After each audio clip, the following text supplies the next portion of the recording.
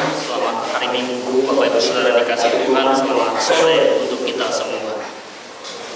Pada kesempatan sore hari ini kita akan bersama-sama merenungkan satu bagian kebenaran firman Tuhan yang bertemakan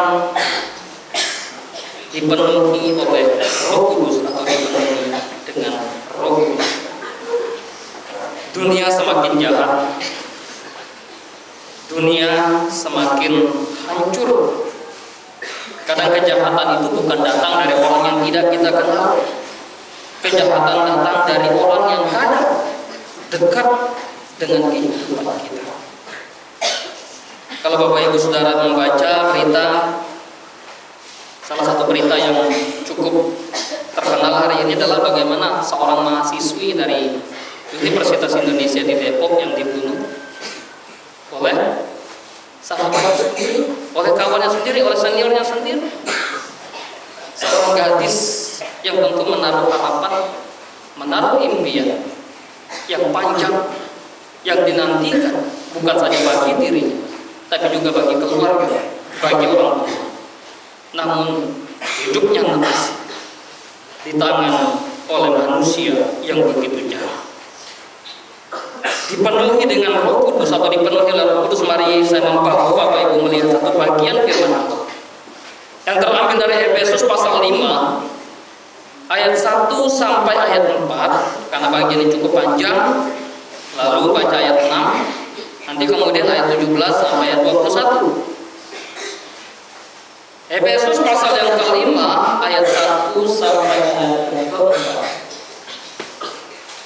Kita akan membaca secara bergantian. Saya ayat 1, Bapak Ibu jemaat Tuhan ayat 2, demikian seterusnya sampai ayat 4. Lalu di ayat 6 saya baca, kemudian ayat 17. Sebab itu jadilah penurut-penurut Allah seperti anak-anak yang kekasih.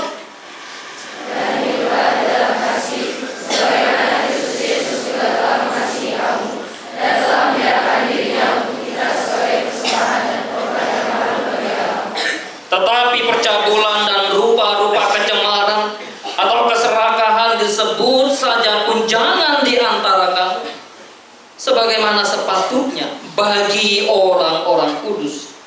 Demikian juga perkataan yang kotor, yang kosong atau yang sembrono, karena hal ini tidak pantas, tetapi sebaliknya mengucapkan syukur. Janganlah kamu disesatkan orang dengan kata-kata yang hampa, karena hal-hal yang demikian mendatangkan murka Allah atas orang-orang yang durhaka.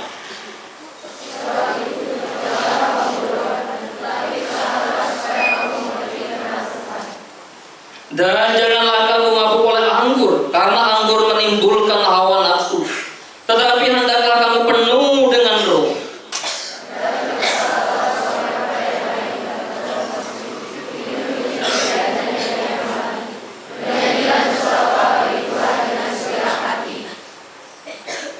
Ucaplah syukur senantiasa atas segala sesuatu dalam nama Tuhan kita Yesus Kristus kepada Allah dan Bapa kita sama-sama.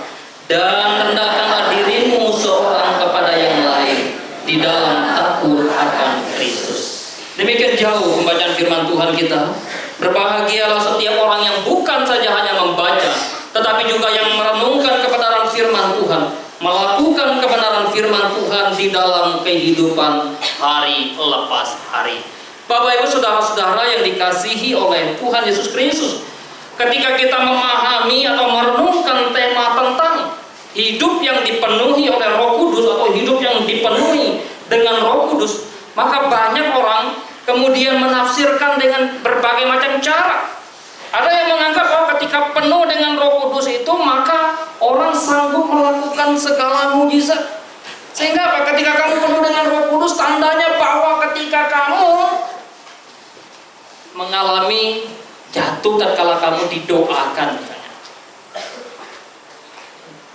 Tetapi jangan lupa bahwa Roh Kudus itu adalah Allah yang tentunya menginginkan segala sesuatu keteraturan, menginginkan segala sesuatu berjalan seturut dengan kehendak Allah, bukan ketidakteraturan. Mungkinkah Roh Kudus membuat orang tidak sadar, lalu orang tersebut tidak tahu apa yang terjadi dengan dirinya. Mungkinkah Allah Roh Kudus membuat orang tidak sadar, dan bahkan ketika dia tidak sadar, maaf saja, sampai barangkali bajunya terbuka lalu dia nggak sadar? Apakah itu pekerjaan Allah yang membuat manusia yang harusnya sadar akan anugerah di dalam kehidupan mereka? Oleh sebab itu, maka kita perlu memahami dengan benar, perlu memahami dengan hati-hati akan karya Roh Kudus yang begitu agung, yang begitu mulia di dalam kehidupan kita. Tentu Paulus juga berbicara tentang ketika orang dikaruniai dengan bahasa roh. Tetapi itukah satu-satunya tanda bahwa orang dipenuhi oleh Roh Kudus? Wah, kalau kamu tidak bisa bahasa roh, artinya bahwa kamu belum penuh dengan Roh Kudus. Kalau kamu tidak bisa berbahasa roh, berarti kamu tidak punya Roh Kudus. Suatu ketika kami masih di Jakarta, saya pernah pelayanan, dan bukan pelayanan, berkunjung ke salah satu gereja. Lalu gereja tersebut mengatakan, kalau tidak bisa berbahasa roh, dia tidak bisa menjadi pelayan di gereja itu. Dia tidak bisa menjadi liturgos, tidak bisa menjadi worship leader, tidak bisa menjadi singer, tidak bisa mengambil pelayanan musik dan seterusnya, apalagi khotbah. Kecuali satu, kalau dia sudah bisa bahasa roh. Lalu bagaimana orang bisa bahasa roh? Belajar.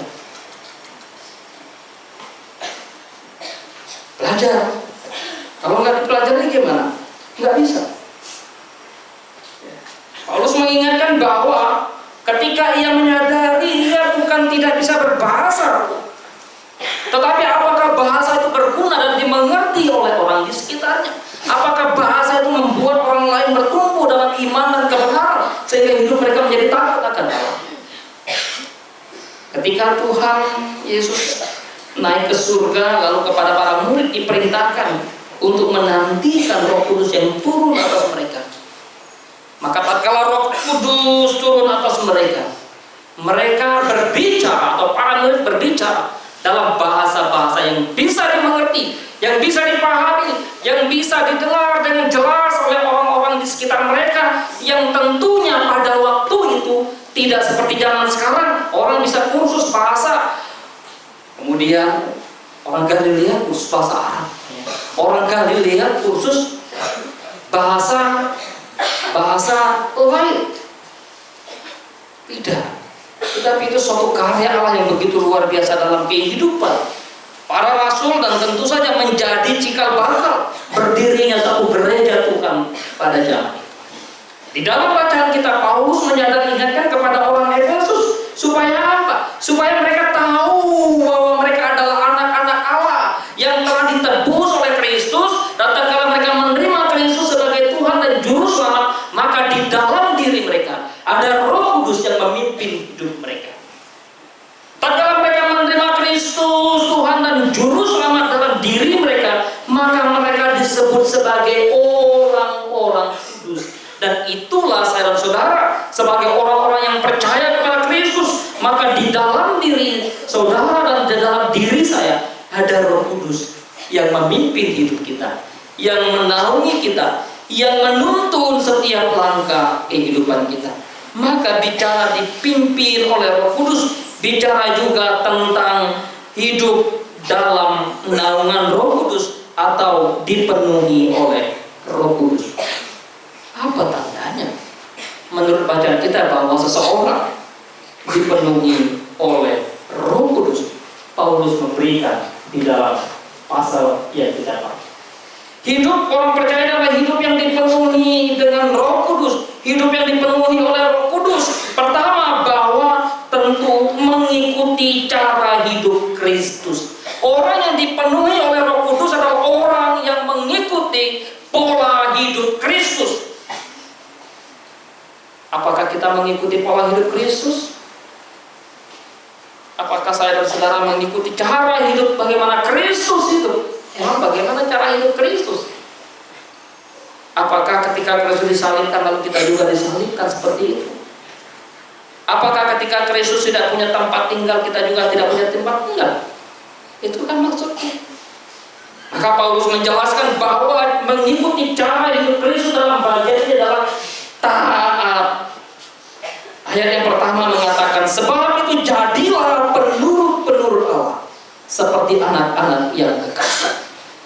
menjadi penurut-penurut Allah, menjadi anak-anak yang taat. Istilah penurut juga istilah di sana adalah taat. Maka tanda bahwa seseorang dipenuhi oleh Roh Kudus atau penuh dengan Roh Kudus, dia adalah taat pada Allah. Mungkinkah Roh Kudus yang memenuhi dalam diri seseorang lalu membuat orang memberontak kepada Allah, membuat orang melawan Allah, membuat orang tidak mengakui Kristus sebagai Allah, sebagai Tuhan? Kalau itu yang terjadi, maka jangan-jangan mengaku penuh dengan Roh Kudus, tapi sesungguhnya bukan penuh dengan Roh Kudus, barangkali penuh dengan roh-roh yang lain. Jelas bahwa ketika orang penuh dengan Roh Kudus, dia taat pada Allah. Dan ketaatan Kristus begitu jelas, sehingga Kristus mengatakan, aku datang bukan untuk dilayani, tetapi untuk melayani. Aku datang untuk mengerjakan apa yang menjadi kehendak Bapa, dan apa yang menjadi makananku ialah melakukan kehendak Dia yang mengutus aku. Ketaatan Kristus adalah ketaatan sampai mati. Kalau kita membaca tulisan Paulus dalam suratnya kepada jemaat di Filipi pasal 2, ia yang setara dengan Allah tidak menganggap kesetaraan itu sebagai sesuatu yang harus dipertahankan, melainkan mengosongkan diri, merendahkan diri, dan bahkan taat sampai mati di kayu salib. Maka mengikuti cara hidup Kristus adalah bagaimana saya dan saudara menjadi anak-anak yang taat. Taat pada Tuhan, taat pada aturan, taat pada atasan, taat pada otoritas yang diberikan. Paulus bicara ketaatan orang percaya juga termasuk ketaatan kepada negara, kepada pemerintah. Oleh sebab itu, dalam konteks kehidupan kita sebagai anak-anak Tuhan di tempat, hendaklah engkau menjadi anak-anak yang hidup dalam ketaatan kepada Tuhan.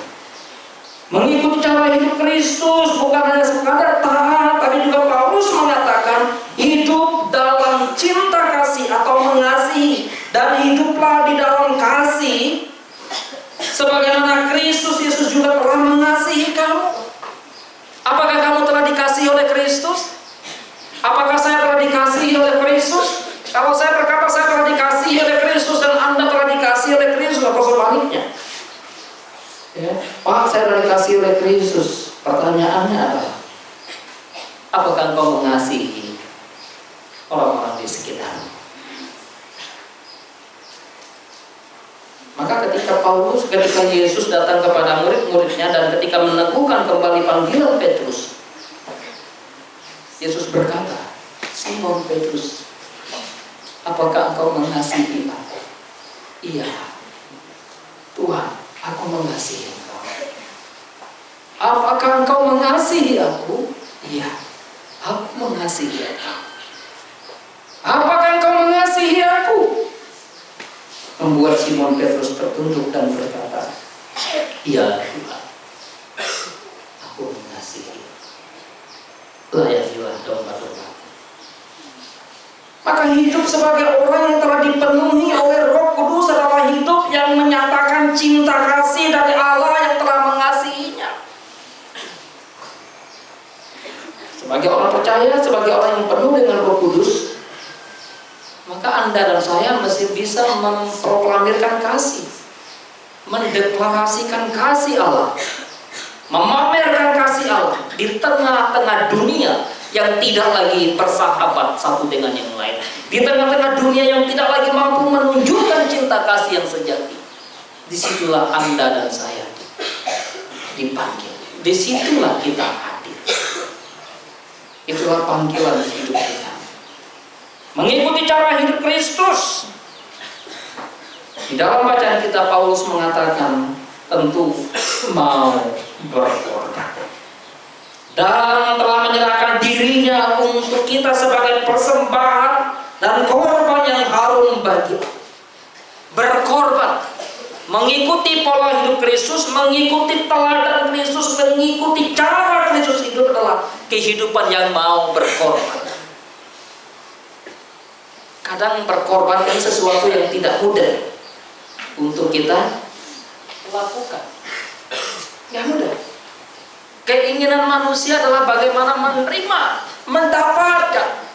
Tetapi ketika memberi, mensuplai, membagi, tunggu dulu. Kristus datang mengorbankan diri. Apa yang tidak dikorbankan Kristus bagi saya dan saudara? Karena itu ketika orang mengukur berkat Kristus dari ukuran finansial, dari ukuran kesehatan, dari ukuran jabatan, terlalu kecil. Mau mengukur ukuran kasih Kristus bagi kita adalah dengan cara apa? Pengorbanan Kristus yang kita lihat, kematian Kristus yang kita pandang, darah yang tertumpah di atas kayu salib tatkala dia mati menyerahkan dirinya untuk pengampunan dosa orang yang dicintainya dan dikasihi. Sehingga ketika Paulus berkata hidup oleh Roh Kudus, hidup dengan Roh Kudus, maka memiliki hidup seperti Kristus itu. Ketika orang percaya berkata saya hidup di dalam Roh, saya hidup dengan Roh, atau saya hidup oleh Roh, penuh dengan Roh, Paulus memberikan jawaban kepada kita. Hidup yang penuh dengan Roh adalah bagaimana memiliki penguasaan diri dan tidak membiarkan hidup dikuasai oleh dosa. Membiarkan hidup dikuasai oleh Allah, bukan dikuasai oleh dosa. Itulah tanda hidup orang percaya yang hidup oleh Roh, yang hidup dipenuhi oleh Roh Kudus adalah bagaimana mereka memiliki suatu penguasaan diri, tidak membiarkan rupa-rupa dosa berkuasa atas mereka. Dosa apa? Harus bicara percabulan. Dosa apa? Kecemaran, keserakahan, perkataan kotor, perkataan yang kosong, perkataan yang sembrono. Maka sekiranya kita menyadari bahwa hidup kita telah dipenuhi oleh Roh Kudus, ketika ada iblis berusaha untuk menggoda kita, ketika ada dosa dan keinginan duniawi yang berusaha untuk menarik kita, berkuasa dan berdayakan kita untuk mengatakan tidak terhadap dosa. Kadang kehidupan kekristenan zaman sekarang tidak beda dengan kehidupan orang di zaman Paulus. Paulus mengingatkan bahwa perkataan kotor jangan keluar dari mulut. Barangkali kehidupan jemaat di Korintus pada waktu itu, tatkala mereka hidup sebagai satu dengan yang lain, masih ada kata-kata kotor yang keluar dari mulut mereka. Atau perkataan kotor itu apa aja? Barangkali semua yang ada di dalam kebun binatang bisa keluar menjadi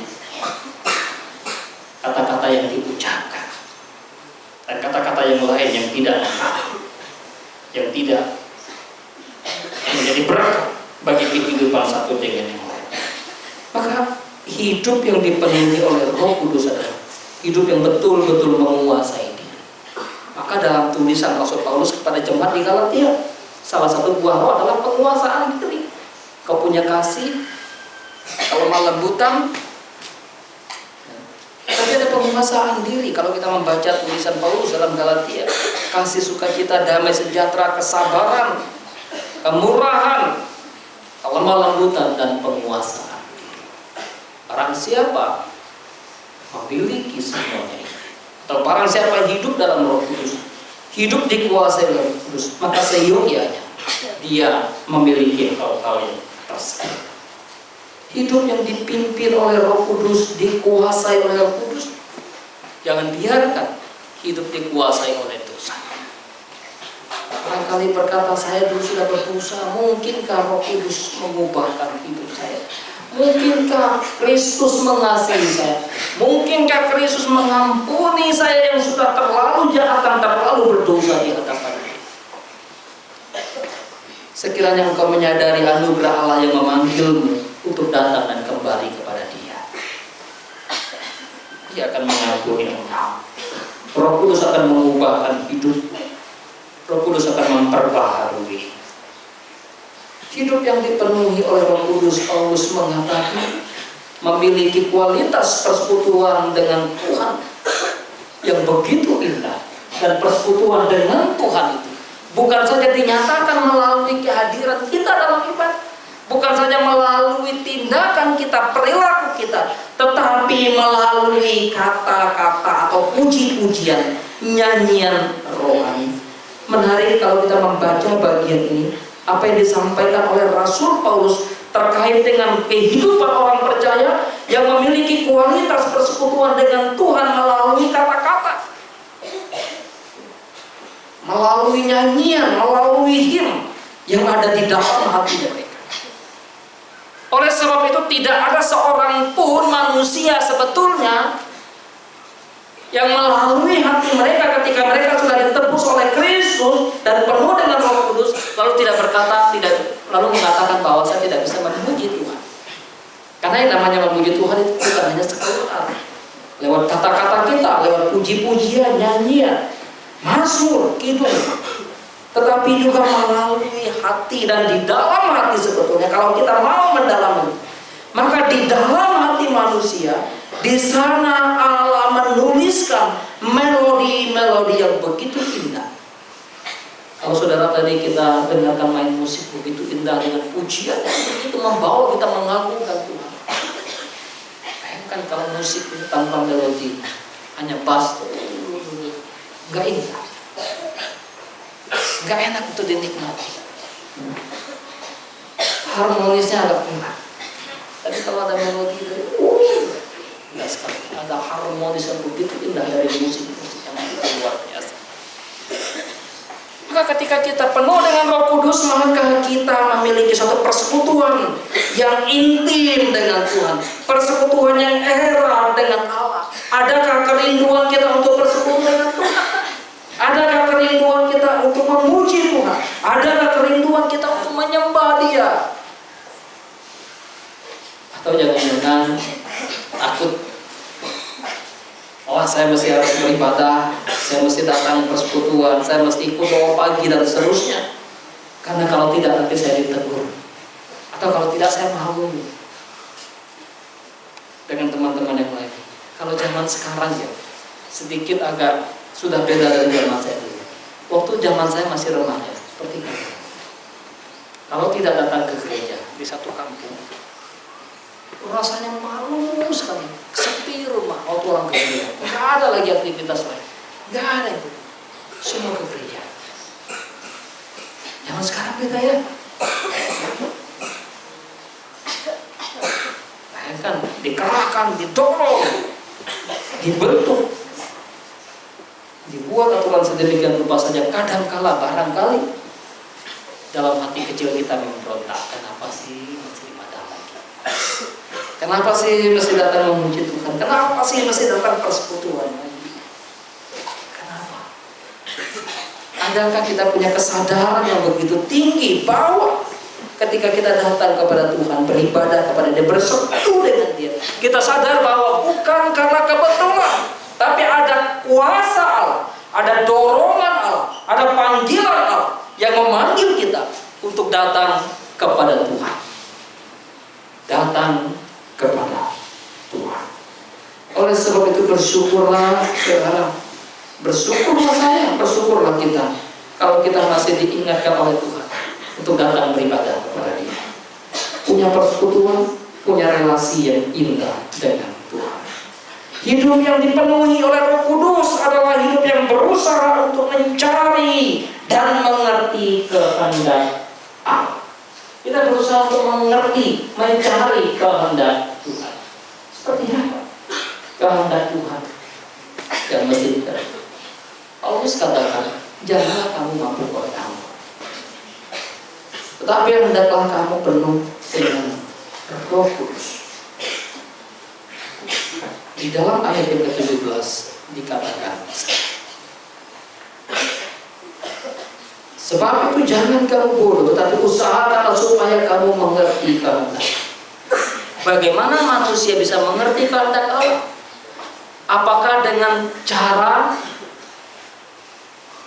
mencari kehendak Allah, belajar? Apakah dengan cara lalu pergi ke gunung atau pergi ke hutan di sana menemukan, atau pergi belajar sains lalu menemukan apa yang menjadi kehendak Allah di sana? Jangan lupa bahwa ketika manusia sudah berdosa, manusia rusak, hancur. Manusia berdosa dan manusia jauh daripada Allah. Karena itu untuk bisa mengerti kehendak Allah, maka Roh Kudus yang membimbing kita, menolong kita, membawa kita untuk menjumpai, bertemu dengan Kristus Sang Juru Selamat. Dan di sana kita mengerti apa yang menjadi kehendak Allah.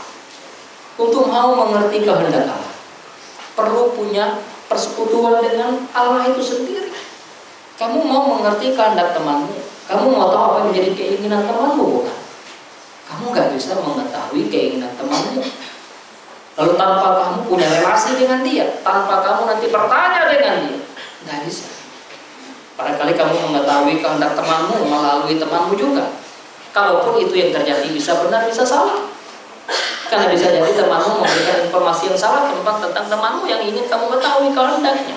Tapi kalau kamu punya relasi dengan dia, kamu akan tahu apa yang menjadi kehendak teman. Sama dalam konteks keluarga. Bagaimana suami tahu kehendak istri?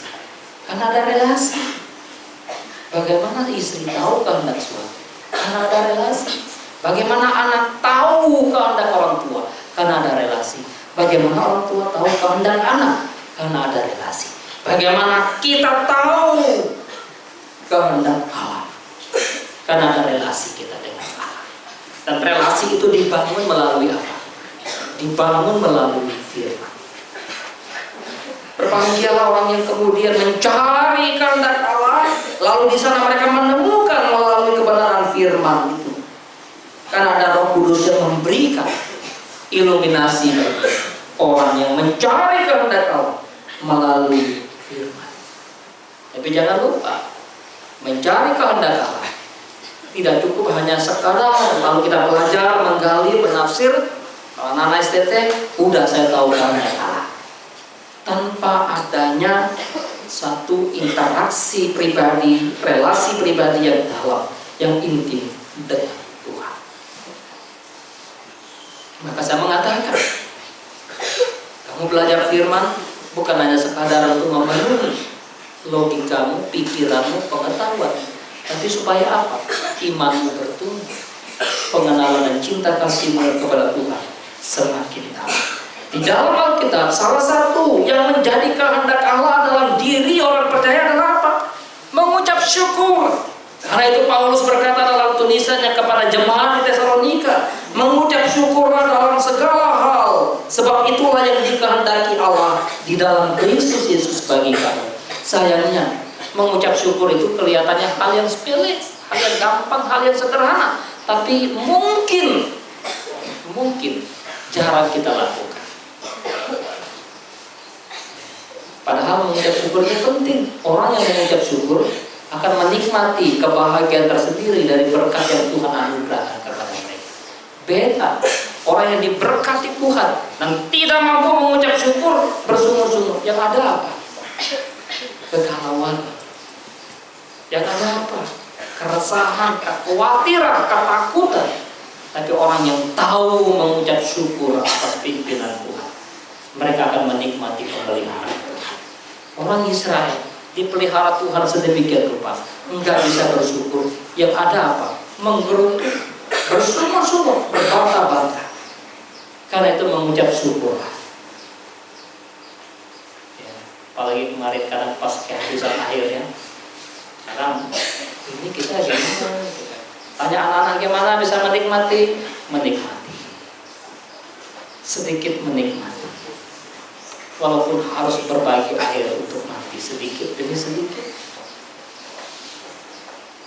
Bisa mandi dengan air 1 ember cukup? Cukup?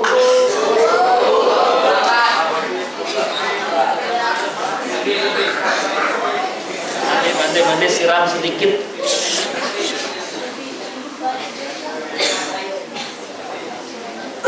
Tapi puji Tuhan, bersyukur Tuhan ternyata kirim hujan di musim panas. Hujan yang begitu deras. Ketika saya keluar, saya lihat kiri kanan saya sekali nggak ada tong pintu mata. Itu ada air hujan. Berdoalah, mengucap syukur di mana Tuhan hadirkan kita. Karena itu salah satu kehendak Tuhan dalam kehidupan saya, saudara. Dan Paulus bicara mengucap syukur. Dan hal berikutnya adalah menjadi orang yang dipenuhi oleh Roh Kudus. Hidup dalam kerendahan hati. Itulah yang dibunyikan di dalam ayat yang terakhir, ayat yang ke-21. Apa yang disampaikan dari apa yang kita baca tadi? Maka di sana dikatakan, dan rendahkanlah dirimu seorang kepada yang lain di dalam takut akan Kristus.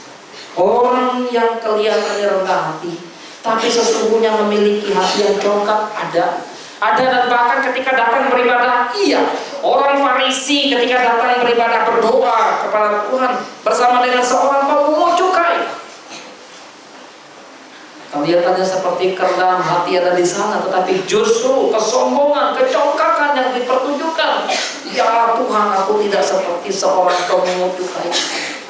Tetapi orang pemungut cukai yang datang dan merendahkan diri di hadapan Tuhan, merendahkan hatinya di hadapan Allah, tahu siapa dirinya, manusia yang berdosa, yang tidak layak dan tidak berkenan di hadapan Tuhan. Tuhan, ampuni aku manusia berdosa, aku manusia yang tidak layak, aku manusia yang jahat, aku manusia yang hina.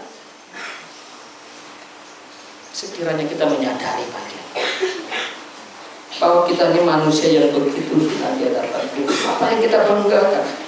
Apa yang kita sombongkan? Apa yang kita mau pamerkan di hadapan Tuhan? Enggak ada. Tuhan menantang, Tuhan membenci, Tuhan menentang orang yang congkak. Tetapi berbahagialah mereka yang rendah hati di hadapan Tuhan, karena mereka lah yang dikasihi Allah, karena mereka mengasihi Tuhan. Hidup dalam kerendahan hati, sama seperti Kristus rendah hati. Itulah pola hidup yang dialami oleh kita. Pada akhirnya Bapak Ibu Saudara dikasihi Tuhan, biarlah kehidupan kita adalah kehidupan yang dipenuhi oleh Roh Kudus, dan orang yang memiliki Roh Kudus di dalam kehidupan melihat kemuliaan Allah, bukan melihat kemuliaan dunia, bukan melihat kesilauan, kegemerlapan dunia, tapi melihat kemuliaan Allah. Stefanus tatkala ia dibunuh, lalu ia menengadah ke langit dan melihat anak Allah Yesus Kristus yang mulia duduk di sebelah kanan Allah. Apa yang kau lihat? Kemuliaan dunia kah? Kemuliaan surga? Kemuliaan Tuhan kah? Kemuliaan manusia? Maka sekiranya kita memiliki Roh Kudus dalam hidup kita, lihatlah kemuliaan Tuhan. Jangan lihat kemuliaan dunia. Sebagaimana Kristus ketika ia dicobai di padang gurun, iblis berusaha untuk memperlihatkan dunia dengan segala kemewahannya, dengan segala kekuasaannya, dengan segala kemegahannya, dengan segala kemewahannya. Dan Kristus menolak semuanya. Dan biarlah itu juga menjadi bagian hidup saya dan saudara. Di perenungan kita, di perjamuan kudus pada sore hari ini, hendaklah hidup kita dipenuhi dengan Roh Kudus, dan Tuhan memimpin kita, Tuhan menyertai kita. Kita tundukkan kepala.